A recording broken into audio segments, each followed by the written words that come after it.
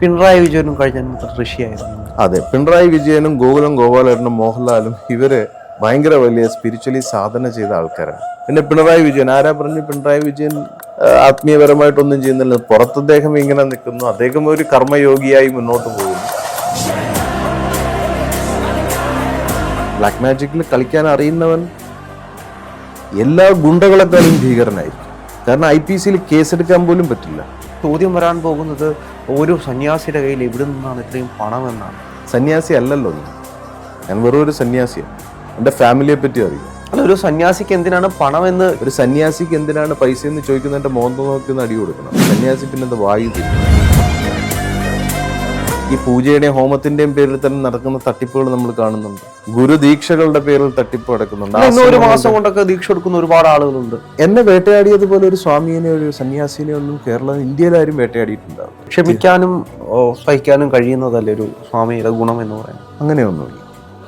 പിന്നെ വന്ന് തല്ലുന്ന അടിയൊക്കെ വാങ്ങിച്ചുകൊണ്ട് ക്ഷമിച്ചുകൊണ്ടിരിക്കുന്നു, നിന്ന് കൊള്ളുക എന്ന് പറയുന്നത് അതിനുവേണ്ടിയാണോ? അങ്ങനെയാണെങ്കിൽ നമ്മുടെ അവതാര പുരുഷ പിറവികളെല്ലാം ആയുധങ്ങളുമായിട്ട് നടന്നത് ക്ഷമിക്കാനാണോ പറയുന്നത്? പലപ്പോഴും ഇത്തരത്തിൽ ആത്മീയ തലത്തിൽ നിൽക്കുന്ന ആളുകൾ പലപ്പോഴും പുറത്തേക്ക് വിടുന്നത് രാഷ്ട്രീയ സംഘടനകളുടെ അജണ്ടകളാണ്. അതുകൊണ്ടാണ് പലരും ഇതിനെ പരിഹാസ രൂപേണ കാണുന്നതും അല്ലെങ്കിൽ ഇതിനെ അടിച്ചമർത്താൻ നോക്കുന്നതും. അതിനപ്പുറത്തേക്ക് ഇതിന്റെ മറ്റൊരു ഡൈമെൻഷൻ ഉണ്ട് എന്ന് ആളുകൾക്ക് മനസ്സിലാക്കി കൊടുക്കുകയാണോ ചെയ്യേണ്ടത്? നമ്മൾ ആ അറിവാണ്, ആ തിരിച്ചറിവാണ് കൊടുക്കേണ്ടത്. ആ വേറൊരു ഡയമെൻഷൻ അതിലേക്ക് കാണിച്ചു കൊടുക്കാൻ, മനസ്സിലാക്കി. ഇത് ആൾക്കാർക്ക് ബോധമുണ്ടെങ്കിലല്ലേ ഇത് ചിന്തിക്കാൻ പറ്റുള്ളൂ. അപ്പം ഇത്രയും ഡീപ്പായിട്ട് ചിന്തിക്കാൻ, ഈ വിവരങ്ങൾ പുറത്തു കൊണ്ടുവന്ന് ഇതിൽ നിന്നും ആൾക്കാരെ കണ്ടീഷൻ ചെയ്തെടുക്കാൻ നമ്മളെടുക്കുന്ന എഫേർട്ട്, എത്ര കോടികളാണ് എൻ്റെ കയ്യിൽ നിന്ന് നഷ്ടപ്പെട്ടത്? കോടികളാണ്. ഞാൻ ഇവിടുന്ന് കർണാടകയിലേക്ക് പോകുമ്പോൾ 22 കോടി രൂപ മാത്രമേ എൻ്റെ കടമുണ്ടായിരുന്നു. അതിലിവിടെ ആർക്കും ചോദിക്കരുത് എന്താ. പക്ഷെ അവിടെ മറ്റൊരു ചോദ്യം വരാൻ പോകുന്നത് ഓരോ സന്യാസിയുടെ കയ്യിൽ എവിടെ നിന്നാണ് ഇത്രയും പണം എന്നാണ്. സന്യാസി അല്ലല്ലോ ഞാൻ വെറും ഒരു സന്യാസിയാണ്. എൻ്റെ ഫാമിലിയെ പറ്റി അറിയോ? അല്ല, ഒരു സന്യാസിക്ക് എന്തിനാണ് പണം എന്ന് ചോദിക്കുന്ന ആളുകളുമുണ്ട്. സന്യാസിക്ക് പണം എന്തിനാണെന്ന് ചോദിക്കുമ്പോൾ ഈ വസ്ത്രം, ഇതിപ്പോൾ ലിനൻ്റെ ഡ്രസ്സാണ്, എനിക്കിതാണ് ഇഷ്ടം, ഞാൻ ഇതേ ഇടുള്ളൂ. എനിക്ക് ചിലപ്പം എനിക്ക് വണ്ടി ഓടിക്കാൻ പോകുമ്പോൾ എനിക്ക് മൂത്രമൊഴിച്ച വണ്ടി ഓടില്ല. വെള്ളമൊഴിച്ച് കർത്താവ് വീഞ്ഞാക്കിയതുപോലെ എനിക്ക് പെട്രോളാക്കാനുള്ള സിദ്ധി എനിക്കില്ല. വേറെ എന്തെങ്കിലും സിദ്ധി ഉണ്ടാവുമായിരിക്കും. അതുപോലെ ഇന്ന് നമ്മൾ താമസിക്കുന്ന സ്ഥലം, എൻ്റെ കൂടെയുള്ള ആൾക്കാരുടെ ഭക്ഷണം, എൻ്റെ കൂടെ യാത്രയിൽ ഒരുപാട് പേരുണ്ടാവും, അവർക്കുള്ള അക്കോമഡേഷൻ, ഇതിനൊക്കെ പൈസ ഇല്ലാതെ, പൈസ വാങ്ങിക്കുന്നതിൽ തെറ്റില്ല രാഹുൽ, പൈസ ഉണ്ടാക്കുന്നതിലും തെറ്റില്ല. എങ്ങനെ ഉണ്ടാക്കുന്നു എന്നുള്ളതാണ്. ഒരു സന്യാസിക്ക് എന്തിനാണ് പൈസ എന്ന് ചോദിക്കുന്നതിൻ്റെ മോന്ത നോക്കി ഒന്ന് അടി കൊടുക്കണം. സന്യാസി പിന്നെ വായു തിന്നോ? പണ്ടത്തെ കാലത്ത് സന്യാസികൾക്ക് ഭിക്ഷ കൊടുക്കുമായിരുന്നു, ദക്ഷിണ കൊടുക്കുമായിരുന്നു. ആ രീതിയിൽ നല്ല രാജാക്കന്മാർ. ഇന്ന് സന്യാസിയുടെ ഉള്ളതും കൂടെ പിടിച്ചുകൊണ്ട് പോകുന്നവരാണ് നമ്മുടെ നാട്ടിലുള്ളത്. ഇപ്പം സന്യാസം എന്ന് പറയുന്ന ഒരു സ്റ്റേറ്റ് ഓഫ് മൈൻഡാണ്. പക്ഷെ ഒരു ബിസിനസ്സായി മാറിക്കൊണ്ടിരിക്കുകയാണ്. ബിസിനസ്സാണ്. അത് നമ്മളുടെ ആൾക്കാർക്ക് അറിയാത്തത് കൊണ്ടാണ്. നാട്ടിൽ അച്ഛൻ, വലിയച്ഛൻ, കൊച്ചച്ഛൻ, അമ്മായിയച്ഛൻ, പള്ളിയിലച്ഛൻ, എല്ലാത്തിലും ഒരു അച്ഛനുണ്ട്. അപ്പോൾ ഒറിജിനൽ അച്ഛൻ ഇല്ലെങ്കിൽ അമ്മ ഈ അച്ഛനെ പരിഗണിക്കുമെന്ന് പറയുന്ന മക്കളാണ് നമുക്കുള്ളത്. അതുപോലെയാണ് ഈ ഭക്തരെന്ന് പറയുന്നത്. ആരെ കണ്ടാലും, ഏത് കാക്കിയിട്ടവനെ കണ്ടാലും DGP ആണെന്ന് പറഞ്ഞ് തൊഴുവാണ്. ആ കഴിവില്ലാത്തവൻ ആ ഒരു ബിൽഡപ്പിൽ ഒരു PR വർക്കിന്റെ ഭാഗമായി നിന്ന് കഴിഞ്ഞാൽ അവന് ഫണ്ട് കൊണ്ട് കൊടുക്കുന്നുണ്ട്. സോഷ്യൽ മീഡിയയിൽ ഒരുപാട് ആഡുകൾ വരുന്നുണ്ട്. മൾട്ടിനാഷണൽ കമ്പനീസാണ് ഈ പൂജകൾ നടത്തുന്നത്. ഈ പൂജയുടെയും ഹോമത്തിന്റെയും പേരിൽ തന്നെ നടക്കുന്ന തട്ടിപ്പുകൾ നമ്മൾ കാണുന്നുണ്ട്. ഗുരുദീക്ഷകളുടെ പേരിൽ തട്ടിപ്പ് നടക്കുന്നുണ്ട്. ഒരു മാസം കൊണ്ടൊക്കെ ദീക്ഷ കൊടുക്കുന്ന ഒരുപാട് ആളുകളുണ്ട്. ഈ ഒരു മാസം കൊണ്ട് എങ്ങനെ ദീക്ഷ കൊടുക്കാനാ? അതുപോലെ തന്നെ മന്ത്രം എന്ന് പറയുന്നത്, നിന്റെ സ്വത്തും ധനവും എല്ലാം നീ കൊടുത്താലും പവറും ഒക്കെ കൊടുത്തുള്ളൂ, പക്ഷെ വിജയത്തിനുള്ള മന്ത്രം, രക്ഷാകവചമുള്ള മന്ത്രങ്ങൾ കൊടുക്കരുത്. എൻ്റെ ഗുരു എനിക്ക് തന്നിട്ടുള്ള ഉപദേശങ്ങൾ. അതുകൊണ്ട് നമ്മളൊരാൾക്കൊരു സാധനം കൊടുത്താൽ, അതുപോലെ തന്നെ നമ്മളുടെ ഈ സർപ്പക്കൊത്തെന്ന് പറയും, ഈ 3 വിരലുകൾ കൊണ്ട് നമ്മളുടെ നെർവ്സിൽ ഒരു ചില പാട്ടിൽ നമ്മളിങ്ങനെ കൊത്തുക. ഇത് ഒരു വലിയ അതീവ രഹസ്യമായ ഒരു കാര്യം. എനിക്കൊന്ന് അഘോര സമ്പ്രദായത്തിൽ രഹസ്യമായിട്ടുള്ളൊരു വിഷയമാണത്. അത് പല രീതിയിലും അത് പറയാം. ഈ കാലിൻ്റെ ഇവിടെ ഓരോ ഇവിടെ നമ്മളത് ടച്ച് ചെയ്ത് കഴിയുമ്പോൾ, അല്ലെ നമ്മുടെ കയ്യിൽ തന്നെ നമ്മൾ പിടിക്കുമ്പോൾ നമ്മൾ ആ രീതിയിൽ എനർജി പാസ് ചെയ്ത് കഴിഞ്ഞാൽ, ഇട പിങ്കള സുഷുമ്ന എന്ന് പറഞ്ഞ 3 നാഡികൾ അപ്പം തന്നെ അതിശക്തമായി ചാർജ് ആവും, വൈബ്രേറ്റ് ചെയ്യും, അത് ടൈറ്റൻ ആവും, അത് സ്ട്രെങ്തൻ ആയിട്ട് ആ സാധനം ഈ ചക്രങ്ങളെ, സപ്തചക്രങ്ങളെ അലൈൻ ചെയ്യാൻ തുടങ്ങും. അലൈൻ ചെയ്ത് കഴിഞ്ഞ് കഴിയുമ്പോൾ നമ്മൾ ഈ ലോ ഓഫ് അട്രാക്ഷൻ എന്ന് പറയില്ല, മനസ്സിൽ സങ്കല്പിക്കുന്ന കാര്യങ്ങൾ, അത് വരുന്നതിൻ്റെ ഈ ചക്രാസ് കറക്റ്റായിട്ട് വർക്ക് ചെയ്യുമ്പോൾ നമ്മുടെ ഓറിക് ബോഡീസ് അതിൻ്റെ സിഗ്നൽസ് പാസ് ചെയ്യാൻ തുടങ്ങും. ഈ ലോ ഓഫ് അട്രാക്ഷനും ഓറയും തമ്മിൽ ബന്ധമുണ്ടോ? ഓഫ് കോഴ്സ്, ഓറ വഴിയല്ലേ അത് വരുന്നത്, അല്ലാതെ പിന്നെ ലോ ഓഫ് അട്രാക്ഷൻ ചെയ്ത് ഓറയിലെ ലോ ഓഫ് അട്രാക്ഷൻ നമ്മൾ പലപ്പോഴും കേട്ടോ, നമ്മളൊരു സജഷൻ വിചാരിക്കുക, അല്ലെങ്കിൽ കിടക്കുന്നതിന് മുമ്പോട്ട് നമ്മൾ കുറെ കാര്യങ്ങൾ സജഷൻസ് കൊടുക്കുക, നിങ്ങൾ നല്ലതാണ്, നിങ്ങളിലേക്ക് പണം വരുന്നു, അപ്പോൾ കുറച്ച് കഴിയുമ്പോഴത്തേക്ക് നമ്മളിലേക്ക് പണം വരുന്നു. അതാണ് ആൾക്കാർ അങ്ങനെ പണം വരുന്നു എന്ന് പറയുന്നതൊക്കെ തെറ്റാണ്. നമ്മൾ ആ സമയത്ത് ചിന്തിച്ചുകൊണ്ടിരിക്കുന്ന സാധനം യൂണിവേഴ്സ്, ഇപ്പൊ 1111 എന്നുള്ള ടൈമിന്റെ പ്രത്യേകതയെ പറ്റിയാണ് അങ്ങ് ഈ പറയുന്നത്. നമ്മൾ എന്താണോ വിഷ്വലൈസ് ചെയ്തുകൊണ്ടിരിക്കുന്നത് അത് കണക്ട് ആവുകയാണ് ആ സമയത്ത്. നമ്മൾ ഇങ്ങനെ പണം വന്നു എന്ന് പറഞ്ഞുകൊണ്ടിരുന്നിട്ട് ഒരു പണിയും ചെയ്യാതിരുന്നാൽ പണം വരില്ല. കർമ്മത്തിനനുസരിച്ചാണ് കർമ്മഫലം വരുന്നത്. ഈ ആൾക്കാർ ഇവിടേക്കാണ് ആൾക്കാരെ തെറ്റിദ്ധരിപ്പിക്കുന്നത്. നിങ്ങൾ ഇന്ന ക്ലെൻസിങ് ചെയ്യൂ, ഇന്നത് ചെയ്യൂ, ഇന്ന ഫെങ്ഷുയി സാധനം വിൽക്കൂ, ഇന്നത് വിൽക്കുക. എനർജീസ് ഉണ്ട്, എനർജീസ് എന്താണെന്ന് മനസ്സിലാക്കാതെ ഒരു സാധനം, അതായത് ഒരു കിച്ചണിൽ കയറിയിട്ട് കിച്ചണിൽ നമ്മൾ എന്ത് ഫുഡാണ് ഉണ്ടാക്കുന്നത് അനുസരിച്ചിട്ടാണ് നമ്മൾ അതിൻ്റെ ഇൻഗ്രീഡിയൻസും ബാക്കി റെസിപ്പി എല്ലാം സെറ്റ് ചെയ്യുന്നത് അല്ലേ. ആ ഉണ്ടാക്കുന്നതിനെ പറ്റി നമുക്ക് ആവശ്യമായ സാധനത്തിനെ പറ്റി ഒരു ധാരണ ഇല്ലാതെ നമ്മൾ ഇപ്പോൾ അലുവ ഉണ്ടാക്കുന്ന സാധനം എടുത്ത് ഉഴുന്നോടൊക്കെ ഇട്ട് കഴിഞ്ഞാൽ എങ്ങനെ ഇരിക്കും? ഇതാണ് നമ്മുടെ ഇവിടുത്തെ പ്രശ്നം. അല്ല, ഇന്ന് ഒരുപാട് ഹീലിംഗ് മൊഡാലിറ്റീസ് ഉണ്ട് നമ്മുടെ നാട്ടിൽ. ഉണ്ട് ഈ അതുപോലെ തന്നെ കുറെ ആൾക്കാർ അങ്ങനെ ഹീലേഴ്സിന്റെ അടുത്ത് പോകുന്നു, കുറെ പേര് സ്പാ സെന്ററിൽ ഹീലിങ്ങിന് പോകുന്നുണ്ട്. അപ്പൊ ഈ രണ്ട് ഇതിന്റെ ഇടയിൽ നമ്മൾ ചിന്തിക്കേണ്ടിയിരിക്കുന്ന കാര്യമാണ്. അപ്പൊ ഇതില് അതാണ് ഞാൻ നേരത്തെ പറഞ്ഞത്, ഈ ഗുരുവിനെ തിരഞ്ഞെടുക്കുമ്പോൾ ആരടുത്ത് പോകണം എന്നുള്ളത് അറിവില്ല. ഇപ്പോൾ ഗോപാലേട്ടൻ്റെ അടുത്ത് ഒരു രസകരമായ ഒരു ഇടയ്ക്ക് ഒരാൾ വന്നിട്ട് ഇവിടെ ഒരു ഓറ സെൻറ്ററിൽ വിളിച്ചുകൊണ്ട് പോകാൻ പോയി, പാലക്കാട്. ചേട്ടൻ പറഞ്ഞു ഞാൻ പോകില്ല, എനിക്ക് ഓറയെ പറ്റി പറഞ്ഞു തരുന്ന ഒരാളുണ്ട്, എനിക്ക് എൻ്റെ ഒരു സ്വാമിയുണ്ട് എന്ന് പറഞ്ഞിട്ട് അദ്ദേഹം അവിടെ അതിനെ ഡിഫെൻഡ് ചെയ്തു. എന്നിട്ട് പറഞ്ഞില്ല, ഞാൻ ശരി നിങ്ങളെല്ലാം വന്ന് കണ്ട്. പുള്ളിക്കാരൻ ഇങ്ങനെ കുറേ പാത്രങ്ങൾ അത് ഇതൊക്കെ അടുക്കി വെച്ചിട്ട് കുറേ കമ്പി ഇതൊക്കെ വെച്ചിട്ട് എന്തൊക്കെയോ ഒരു റൂമൊക്കെ വെച്ച് ഭയങ്കര അട്രാക്റ്റീവ് സാധനങ്ങളാണ്. അപ്പോൾ അദ്ദേഹത്തിൻ്റെ PA എൻ്റെ അടുത്ത് വിളിച്ചിട്ട് പറഞ്ഞു, ഇങ്ങനെ സാറിങ്ങനെ പറഞ്ഞു. സാർ അതിൽ നിന്നും വഴിമാറിപ്പോയി. ഈ ഓറയെ പറ്റി ഏറ്റവും കൂടുതൽ ഇൻട്രാക്ട് ചെയ്യുന്നത് ഞാനും ഗോപാലേട്ടനുമായിരുന്നു. ഇപ്പം ഗോപാലേട്ടൻ്റെ സ്റ്റുഡൻസ്, ഗോപാലേട്ടൻ്റെ സ്റ്റാഫുകളുടെ എനർജി ഇപ്പം എന്നെ ഇവിടെ ഒരു കാലത്ത് എല്ലാവരും നേരത്തെ പറഞ്ഞ പോലെ വിവാദം, തെറ്റിദ്ധാരണകളിൽ ഇഗ്നോർ ചെയ്യുന്ന സമയത്ത് എന്നെ ചേർത്ത് പിടിച്ച് എന്നിലെ ഒരു എന്തോ മറ്റാരും കാണാത്ത കാര്യം കണ്ടെത്തിയ, സ്പിരിച്വൽ തലത്തിൽ കണ്ടെത്തിയ വ്യക്തി ഗോപാലേട്ടനാണ്. അദ്ദേഹത്തിന് ഒരു വലിയ റോളുണ്ട് എൻ്റെ ലൈഫിൽ. നേരത്തെ ചോദിച്ചില്ല ആരൊക്കെ ഇൻഫ്ലുവൻസ്, എൻ്റെ ലൈഫിൽ ഇൻഫ്ലുവൻസ് ചെയ്ത് ഒരു വലിയ ഫിഗർ ആണ് എൻ്റെ അമ്മ, എൻ്റെ ഗോപാലേട്ടൻ. അതുപോലെ ഹിമാലയത്തിൽ എൻ്റെ ഗുരുവായ ഞാൻ പറഞ്ഞ ഇത്.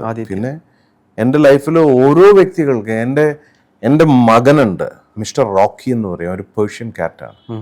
അവൻ പോലും എന്നെ ഏറ്റവും കൂടുതൽ ഇൻഫ്ലുവൻസ് ചെയ്തിട്ടുണ്ട്. അതുപോലെ എൻ്റെ കൂടെ കുറേ സുഹൃത്തുക്കൾ എനിക്കുണ്ട്. ചില ആൾക്കാർ നമ്മളെ ഭയങ്കരമായിട്ട് ഇൻഫ്ലുവൻസ് ചെയ്തുകൊണ്ടിരിക്കും. അത് ചെറുതാവാം വലുതാവാം. ഞാൻ ഈ ഇടയ്ക്ക് ഒരു വ്യക്തിയെ കണ്ടു ട്രിവാൻഡ്രത്ത്, വളരെ ചെറുതാണ്. അവരെന്നെ ഒരുപാട് ഇൻഫ്ലുവൻസ് ചെയ്തു. ചെറിയൊരു ഒരു മോനെ കണ്ടു ഞാൻ, അവനെനിക്ക് ഇൻഫ്ലുവൻസ്ഡ് ആയി. അവരുടെ എനർജി നമ്മളെ ഇൻഫ്ലുവൻസ് ചെയ്യും. എൻ്റെ സുഹൃത്തുക്കൾ, എത്ര സുഹൃത്തുക്കൾ എനിക്ക് ഇതാക്കി. ഈ എനർജി എന്ന് പറയുന്നത് നമ്മൾ അവരുമായിട്ടുള്ള ഇൻട്രാക്ഷൻ ആണോ? ഇൻട്രാക്ഷൻ, നമ്മളൊരാളുടെ ദേഹത്ത് തൊടുമ്പോൾ തന്നെ നമ്മളുടെ ബോഡിയിൽ എനർജി വരാൻ തുടങ്ങും. നമ്മൾ തൊടാതെ അടുത്തൊരു പ്രത്യേക ഒരു ഡിസ്റ്റൻസിൽ നമ്മൾ ഇരിക്കുമ്പോൾ തന്നെ എനർജി കാരണം ഈ ഓറ എന്ന് പറഞ്ഞാൽ 5 ഓറിക് ബോഡീസ് ഉണ്ട്. ഇതിനെപ്പറ്റി നിങ്ങൾ സ്പിരിച്വാലിറ്റിയെ പറ്റിയാണ് പഠിപ്പിക്കുകയാണെങ്കിൽ ഈ ആചാരങ്ങളും പേക്കൂത്തുകളും എന്നൊക്കെ പറഞ്ഞ് കുറേ നടക്കുന്നുണ്ട്. അതിൽ കുറേ ലോജിക് ഉണ്ട്, കുറേ ഇല്ലോജിക്കലായിട്ടുണ്ട്. അത് ഏത് ശരി ഏത് തെറ്റാണെന്ന്, പാലും പാഷാണോ ഉണ്ടാവും, അതിൽ പാലേത് പാഷാണമെന്ന് തിരിച്ചറിയാൻ പഠിക്കണം. ഒന്ന് കഴിച്ചാൽ ചത്തുവും, ഒന്ന് കഴിച്ചാൽ ശരീരത്തിന് നല്ലതായിരിക്കും. അപ്പോൾ ഈ എനർജി, ഇപ്പം നമ്മൾ ഇടുന്ന ഡ്രസ്സിൻ്റെ കളർ ഭയങ്കര ഒരു എനർജി ഇതുണ്ടാക്കുന്ന ഒരു കാര്യമാണ്. എനർജിയുടെ തലങ്ങൾ മാറ്റുന്നതാണ്. അതുപോലെ നമ്മൾ കഴിക്കുന്ന ഭക്ഷണം, നമ്മൾ ഉപയോഗിക്കുന്ന മന്ത്രം, പിന്നെ നമ്മളുടെ സെക്ഷൽ പാർട്ട്ണർ ആരാണോ അവർ, അങ്ങനത്തെ കർമ്മത്തിലേക്ക് പോകുന്നവരുണ്ട്. അല്ലാത്തവരാണെങ്കിൽ ആ പാട്ട് മാറ്റിവെക്കാം.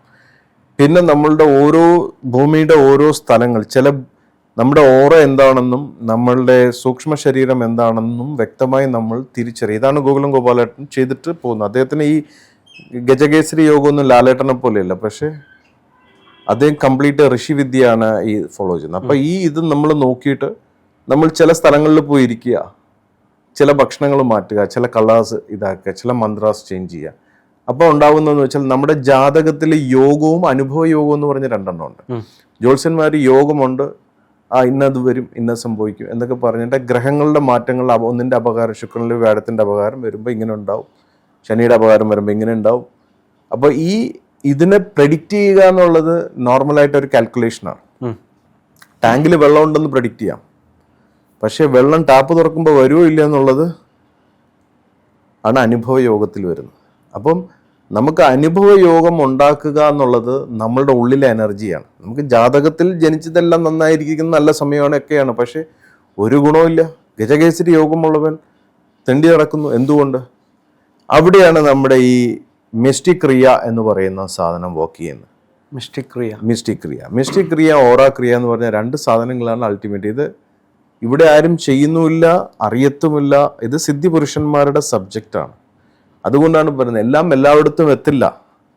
എല്ലാവരും റോൾസ് റോയ്സ് വാങ്ങുന്നുണ്ടോ, മെർസഡീസിന്റെ മേബാക്ക് മേടിക്കുന്നുണ്ടോ, ആസ്റ്റൺ മാർട്ടിൻ മേടിക്കുന്നുണ്ടോ, ഒരുപാട് പേര് ആൾട്ടോ മേടിക്കുന്നുണ്ട്, ഹുണ്ടായി മേടിക്കുന്നുണ്ട്, ഹോണ്ട സിറ്റി മേടിക്കുന്നുണ്ട്, പോകുന്നുണ്ട്. പക്ഷെ വേറെ കാറുകൾ വേറെയാണ്, അതും ഈ റോഡിൽ ഓടുന്നുണ്ട്. അതുപോലെ ഈ നാട്ടിൽ പല മനുഷ്യരുണ്ട്. അംബാനിയുണ്ട്, അദാനിയുണ്ട്, ഇവിടെ ഗോപാലനുണ്ട്, യൂസഫ് അലി ഉണ്ട്, കല്യാണരാമനുണ്ട്. ഇപ്പൊ കല്യാണരാമൻ എടുക്കും, അവർ ഭക്തരാണ്. ഇയാളെടുക്കും, നമ്മുടെ രവി പിള്ള എടുക്കും, വലിയ ഭക്തനാണ്. രവി പിള്ളയുടെ വീട്ടിലെ അവസ്ഥ എടുത്ത് ചിന്തിച്ചിട്ടുണ്ടോ? ഞെട്ടിപ്പോവും പലതും. ഗോകുലം ഗോപാലേട്ടൻ്റെ വീട്ടിലെ അവസ്ഥ എടുത്ത് ചിന്തിച്ചിട്ടുണ്ടോ? വേറെ തലമാണ്. യൂസഫ് അലിയുടെ എടുത്ത് നോക്കൂ, വേറൊരു രീതിയാണ്. ഓരോരുത്തരും അതെല്ലാം ടോപ്പ് ഗൺസ് ആണ്, ബിസിനസ് ടൈക്കൂൺസ് ആണ്. ഇപ്പം ലാലേട്ടൻ്റെ ഒരു രീതി, മമ്മൂട്ടിയുടെ ഒരു രീതി, രണ്ടുപേരും ഒരു വിഷയം എങ്ങനെ ഫേസ് ചെയ്യുന്നു എന്നുള്ള രീതികൾ. ബാക്കി ഇവരെ ഫോളോ ചെയ്ത് നടക്കുന്ന ബാക്കി ചെറിയ ചെറിയ മറ്റ് ആക്ടേഴ്സ്, ഇവരുടെ എല്ലാവർക്കും ഒരു ഫീൽഡിലാണെങ്കിലും പല ഫീലിങ്സ് ആണ് അവർക്ക് വരുന്നത്. ആ ഫീലിങ്സിനുണ്ടാവുന്ന കാരണം എന്താണെന്ന് ചിന്തിച്ചിട്ടുണ്ട്? അവരൊരു വിഷയം വരുമ്പോൾ അത് എങ്ങനെ അതിജീവിക്കുന്നു, എങ്ങനെ അതിൽ തളരുന്നു, ഉയരുന്നു എന്നുള്ളത് നമ്മൾ ചിന്തിക്കണം. ഇതൊക്കെ നമ്മളുടെ എനർജീസിൻ്റെ കളിയാണ്, അവർക്ക് ലഭിച്ച ഓറയുടെ കളിയാണ്.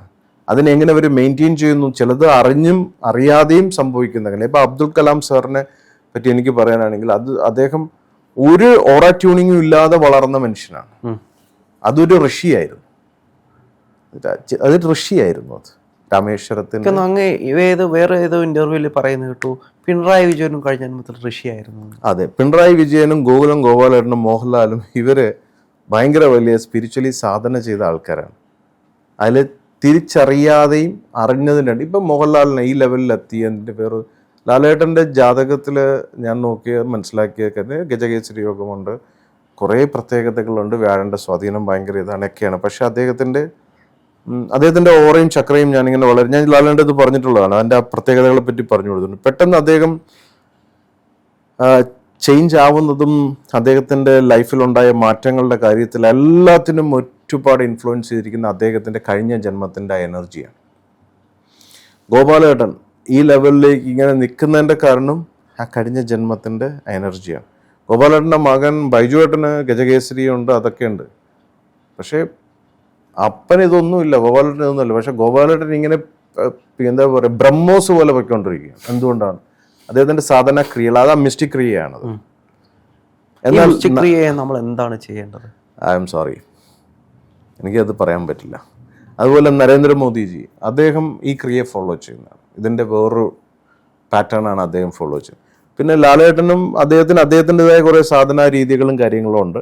പിന്നെ പിണറായി വിജയൻ, ആരാ പറഞ്ഞു പിണറായി വിജയൻ ആത്മീയപരമായിട്ടൊന്നും ചെയ്യുന്നില്ല? പുറത്ത് അദ്ദേഹം ഇങ്ങനെ നിൽക്കുന്നു, അദ്ദേഹം ഒരു കർമ്മയോഗിയായി മുന്നോട്ട് പോകുന്നു. അദ്ദേഹത്തിൻ്റെ ബെഡ്റൂമിൽ, അദ്ദേഹത്തിൻ്റെ സ്വകാര്യ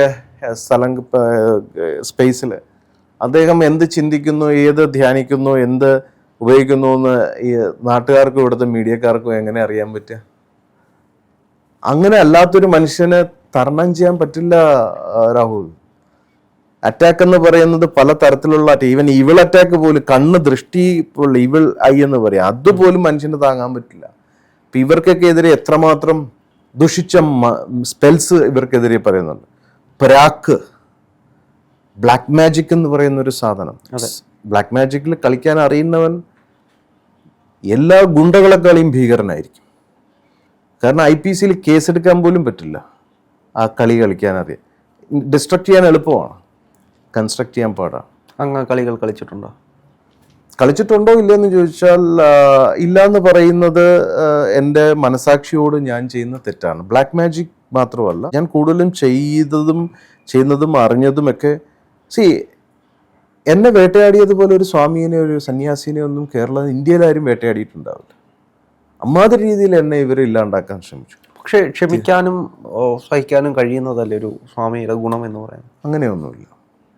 പിന്നെ വന്ന് തല്ലുന്ന അടിയൊക്കെ വാങ്ങിച്ചുകൊണ്ട് ക്ഷമിച്ചുകൊണ്ടിരിക്കുന്നു, നിന്ന് കൊള്ളുക എന്ന് പറയുന്നത് അതിനുവേണ്ടിയാണ്. അങ്ങനെയാണെങ്കിൽ നമ്മുടെ അവതാര പുരുഷ പിറവികളെല്ലാം ആയുധങ്ങളുമായിട്ട് നടന്നത് ക്ഷമിക്കാനാണോ പറയുക?